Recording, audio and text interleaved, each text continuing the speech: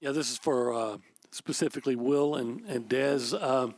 As you've been scouting Miami, Tony, what kind of impression or opinion did you come up with him, and how to cover that guy? I think they have a really talented receiver core. It's going to be a challenge for us, but we've played a lot of good receiver cores this year. So as long as we go out there and play our game, we'll like the end result. Yeah, about Tony. He's a great young receiver. He has special talents, and we got guys on our defense that we feel like can match up with him pretty well. So hopefully, we go out there, execute at a high level, and do what we need to do, and we'll be just fine. All right, let's go left side. We'll go Alex, Aaron, and then Tony. For Daymion and Albert, just what's made you guys so well on third down in your opinion this season, and just kind of the matchup of the third down offense and defense with Miami being so efficient? I feel like being like able to work well with each other. Communication is key with our defense. So I feel like we do a lot of exotic things on third down, and Echo does a great job putting us in a great position to go make plays. So I feel like that's been a great addition to us for this year. It's really just everybody doing their 111th. Like, D-line, we know what we got to do. Linebackers, DBs, we all communicate what we got to do within the play and just give full effort on third down. I mean, just like every other down. And obviously we have a high success rate on third down, and there's no secret to it. We practice it for a living. We live by it, and we just execute the plan.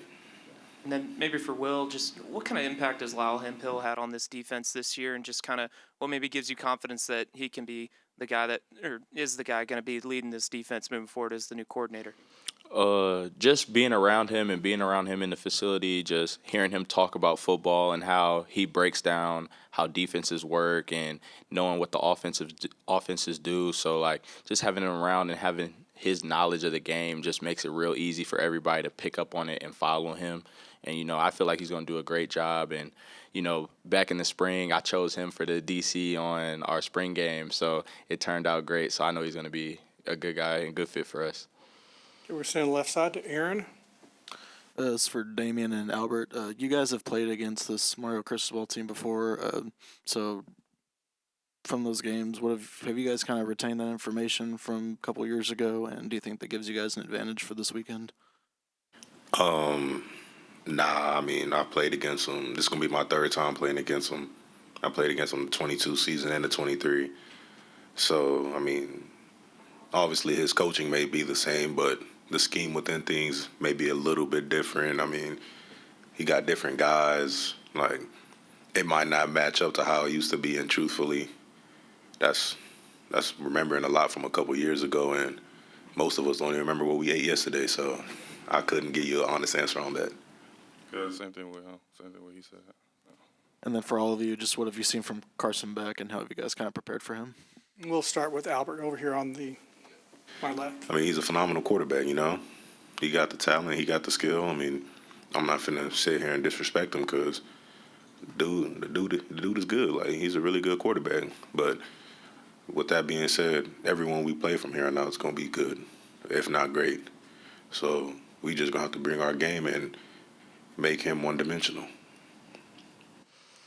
Yeah, like Al said, he's a great quarterback. He does the little things right. He leads his team, and, just him being an SEC quarterback in past years, he knows the level it takes to play against SEC defenses. So, I give him respect for that. But like I said before, I feel like we come out, do what we're supposed to do. We're going to be just fine. Yeah, I feel like he got a lot of experience with what they said. We got to do a great job of caging him and setting pressure on him. And I feel like if we disrupt him, disrupt his timing, we'll do good this game. Yeah, piggybacking off what they said, he's a very experienced guy. He's been around for a while. He's seen all kind of defenses. So, but kind of like they said, as long as we play our game, we'll be just fine. All right, left side front to Tony from the Austin American Statesman. Questions for Daymion. Daymion, obviously expecting to get Scooby Williams back. He's been practicing. You stepped in admirably for him, but what getting a guy like that back in the middle of that defense do for you guys in this game? That'll help us a lot. Depth. We need depth in the linebackers. Playing the whole game with just two linebackers is a lot on our legs. So having him for addition for the linebackers is going to be really good for us. Okay, we'll go right side front to Travis and Carter. Hey, Albert, this is for you. I know you mentioned you've been in this program a long time. What does it mean to you? What would it mean to you when you saw the name in the playoffs and having been through everything you've been through in this program? It's a great feeling, Made it through the hard times to get to better days. Obviously, we still got a lot of ball left, and obviously, you know what our end goal is, and we all know it. But I mean, it's been an adventure from when I started to everything we've been through with the Texas Bowl to the Vegas Bowl. I mean, just the growth of this program for my 5 years that I've been here. I'm blessed to say it's been a fun ride. When you were sitting there in like 2023 and there wasn't even a head coach with the team, could you imagine being in the playoffs just 2 years later? Nah, I would have said you a fool, I'll be honest. I would not have thought that. I mean, did I think we'd be successful? Yes. But, I mean, I didn't know who was coming in. Nobody knew. So I just kept it up in faith. And I was like, I feel like we're going to be successful. But, I mean, that was just up for chance. But, yeah, no, I wouldn't think we'd be here in 2 years, if I'm being honest, from back then. Right side to Carter Carrolls from 247. Albert, Miami, their offensive line's been one of the top at, not giving up sacks and TFLs. What's kind of stood out to you about them, and particularly the right tackle?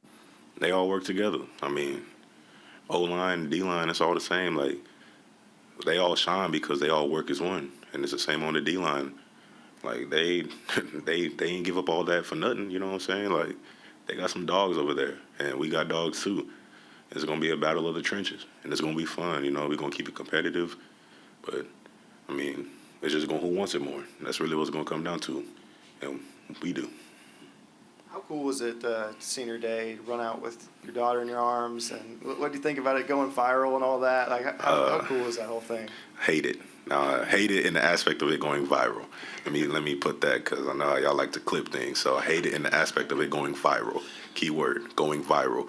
I loved it for the moment because, I mean, it's something that I'm going to cherish with her forever, and no one's going to take that away from us. So it's a beautiful moment for us, but in the social media eyes, I did not want it to go viral. This is how it happened. And just one more for Will and Dezz. If Bryce Anderson's able to come back, what would that mean for this defense? It's going to be key for us, just more depth in the back end. And, Bryce being in this defense for, going on 2 years now, like, he really understands how everything works and how everything moves. So having Bryce back, and hopefully he gets the playing time he deserves and what he needs, and that's going to be great for the defense. It's going to help everybody speed things up and everybody be on the same page. Yeah, that'll be big for us. With Bryce being here for, a long time. Also, like, we have 3 different kind of safeties, so like it gives offenses a different look. So I think that'll be really big for us. All right, let's go back behind the lights, TV row on the left side to Tyler from KBTX, and then Zoom. For Will and Albert, I know you guys have senior bowl games that's coming up ahead. So when you look at the future, is there more of a sense of urgency, a sense of kind of finality, playing first your last game at Kyle Field, and then knowing that this is it as far as your college careers? I mean, nah. Sense of urgency as in, like, wanting to win, yes. But, I mean, all that other stuff, that's down the road. I mean, we don't know what tomorrow holds, but we know who holds it, So, like, that is something that, like, we're not focused on. Obviously, it's a blessing to get invited and to accept it, don't get it wrong. But we still got to get through this weekend first. But the sense of urgency is there to do great things here for this program that hasn't been done in a very long time. Yeah, like Al said, it's great to be invited and all the things positive, moving on past it. But the main goal right now is really to just live where your feet's at. We got a game coming up Saturday, and that's the biggest thing right now. And our goal is to make it as far as we can so we wouldn't have to play in the Senior Bowl. It's a blessing to be accepted. It's a blessing to get the invite. But, my end goal is make it to the national championship so I don't have to play in one of those games. So. All right, we're going to go back to the backside right to some questions from Zoom. This is a question from Brian Davis of the Houston Chronicle for Albert and Dezz.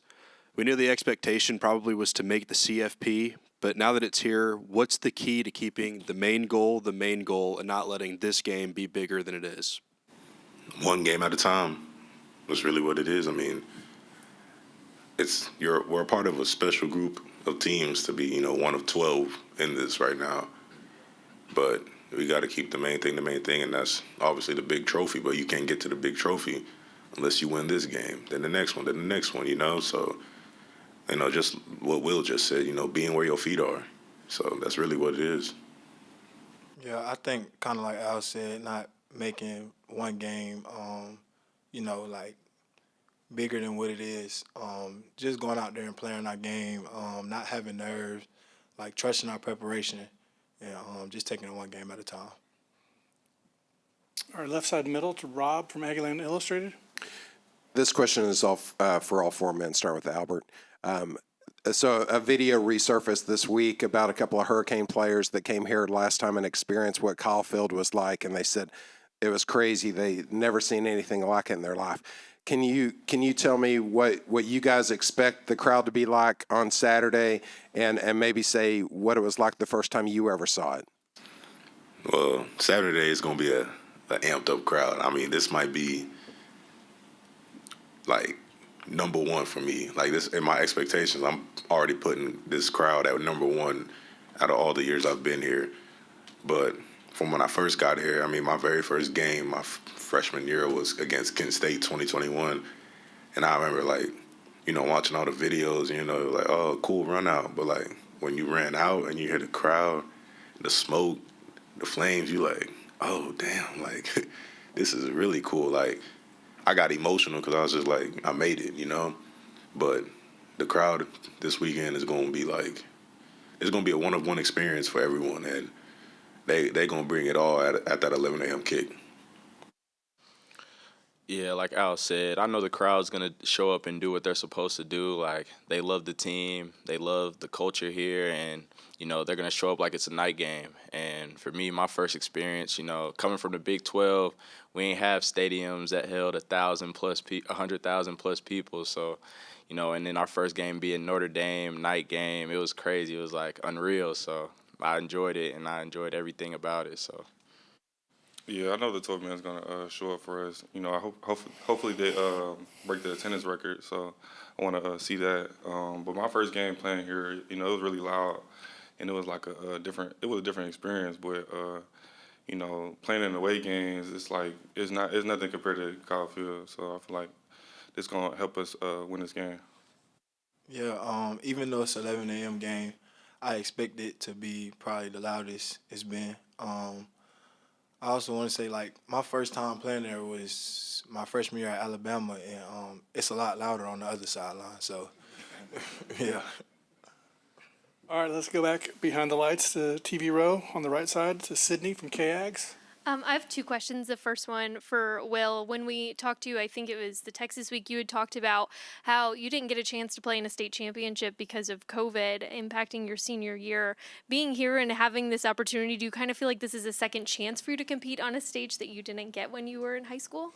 Yeah, just being able to play for something way bigger than you is a great feeling, and just that being ended short for me in high school, it was real tough. But having another chance to play here with a team that I love and the guys, it's just great to have that feeling and have a great opportunity to do that. So it means the world, and it's going to be real special going out there playing Saturday so I can get it done.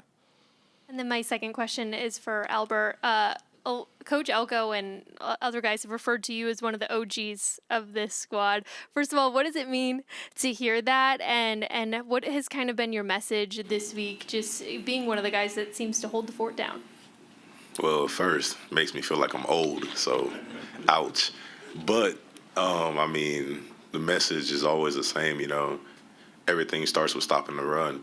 We got to make it easy on our secondary, Because if they can run the ball, our secondary is going to come flying up the field to, try and make tackles. And then next thing you know, play action pass. Now they got to get back in coverage. So it starts with stopping the run. I mean, interiorly and on the edges. I mean, message been the same. Like, the season ended the season ended in the way we didn't want it to end. But I remember after the Texas game, I told all the DTs, I said, like, this is the most fun I've had with a group of guys. And obviously we got plenty more ball left. But I told them, like, from how you embraced me to accepting my fiance and my daughter, like, I wouldn't trade that for anything. And I told them, like, you forever got a home with the Regis family, like, and that's just point blank. So, we operate off of trust and love, and the message is always going to be the same.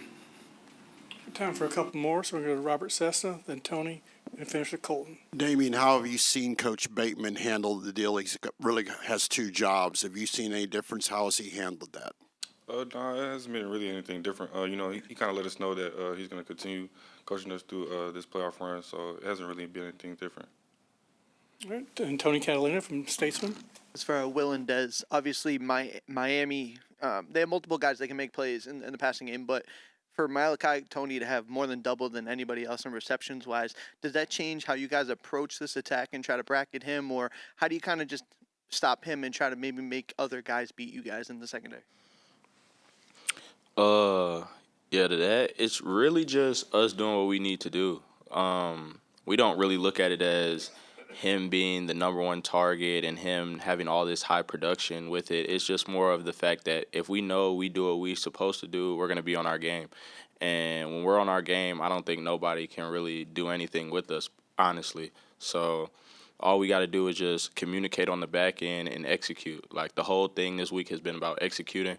So if we execute at a high level, we're going to be just fine.